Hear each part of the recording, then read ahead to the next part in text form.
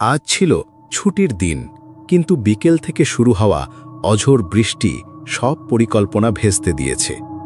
জানলার পাশে বসে টিপটিপ বৃষ্টির শব্দ শুনতে শুনতে মনটা কেমন যেন ছটপট করছিল।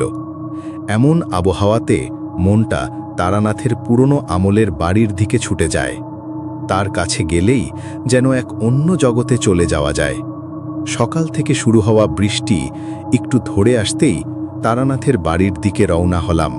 রাস্তাগুলো ভেজা, কাদা কাদা, আর চারপাশের গাছেদের পাতায় মুক্তোর মতো বৃষ্টির ফোঁটা লেগে আছে। দরজায় মৃদু ধাক্কা দিতেই তিনি নিজেই দরজা খুলে দিলেন।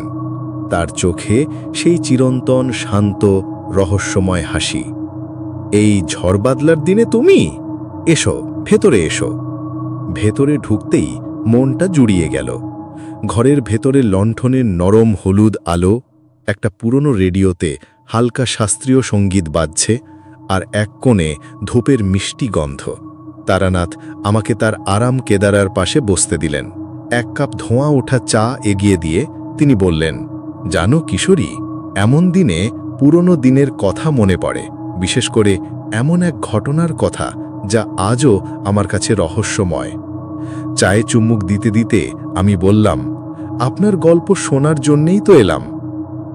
তিনি ধীরে ধীরে বলতে শুরু করলেন, সেবার আমি গিয়েছিলাম উত্তর ভারতের এক পাহাড়ি গ্রামে। দিনরাত একটানা বৃষ্টি চলছিল। আকাশ থেকে মেঘেরা যেন কান্না করছিল।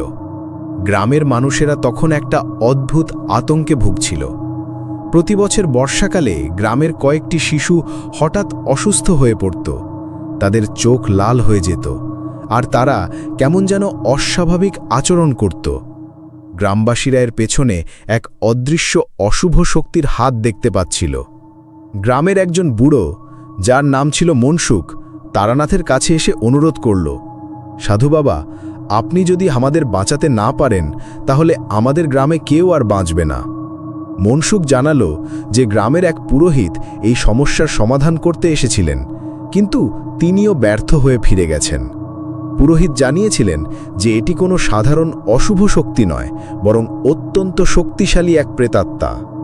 তারানাথ শিশুগুলোকে দেখতে গেলেন। তিনি দেখলেন তাদের শরীর থেকে কেমন একটা ঠান্ডা, নেতিবাচক শক্তি বের হচ্ছে। তাদের দিকে তাকালেই মনটা কেমন যেন ভার হয়ে আসছিল। তারানাথ বুঝতে পারলেন এটা কোনো সাধারণ রোগ নয়, কোনো এক অশুভ আত্মা শিশুদের ওপর ভর করেছে। রাত গভীর হলে তিনি সেই অশুভ শক্তির উৎস খুঁজতে বের হলেন। প্রবল বৃষ্টির মধ্যে তারানাথ গ্রামের বাইরে এক পুরনো গুহার সামনে গিয়ে পৌঁছলেন। গুহার মুখ থেকে এক ঠান্ডা বাতাস বেরিয়ে আসছিল, যা মনকে আরও অস্থির করে তুলছিল। ভেতরে ঢুকেই তিনি দেখলেন এক বিভৎস পিশাচের মূর্তি রাখা আছে।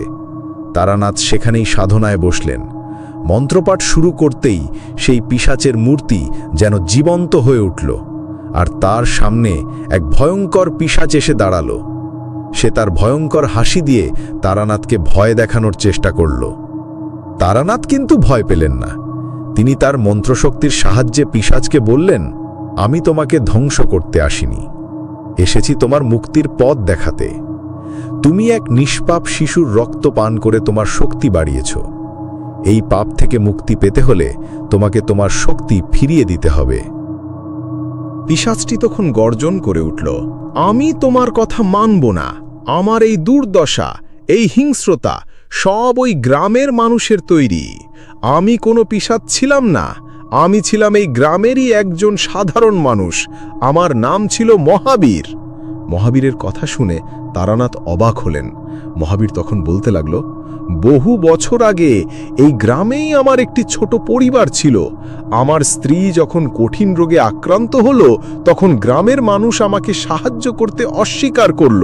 তাদের কুসংস্কার ছিল যে আমাদের পরিবারে এক অশুভ আত্মা বাসা বেঁধেছে। আমার স্ত্রী বিনা চিকিৎসায় মারা গেল। মহাবীর থামতেই গুহার ভেতর থেকে এক গভীর দীর্ঘশ্বাস বেরিয়ে এলো। তিনি আবার শুরু করলেন, আমার স্ত্রী মারা যাওয়ার পর আমি দিশাহারা হয়ে গেলাম। গ্রামের কিছু মানুষ তখন আমার একমাত্র মেয়েটিকেও অসুস্থতার কারণ হিসেবে দোষারোপ করল। একদিন গভীর রাতে তারা আমার মেয়েকে বাড়ি থেকে তুলে নিয়ে গেল এবং গ্রামের বাইরে এক জঙ্গলে ফেলে এলো। আমি যখন তাকে খুঁজতে গেলাম তখন তার নিথর দেহ পেলাম। সেই রাতে আমি এক প্রতিজ্ঞা করলাম, আমি ওই গ্রামের প্রতিটি শিশুর ওপর সেই যন্ত্রণা ফিরিয়ে দেব যা আমার মেয়েকে সহ্য করতে হয়েছে।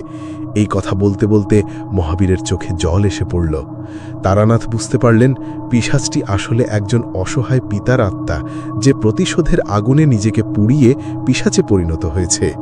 তারানাথ নরম সুরে মহাবীরকে বললেন, তোমার কষ্ট আমি বুঝতে পারছি মহাবীর, কিন্তু প্রতিশোধের আগুন কেবল তোমাকে আরও যন্ত্রণা দেবে।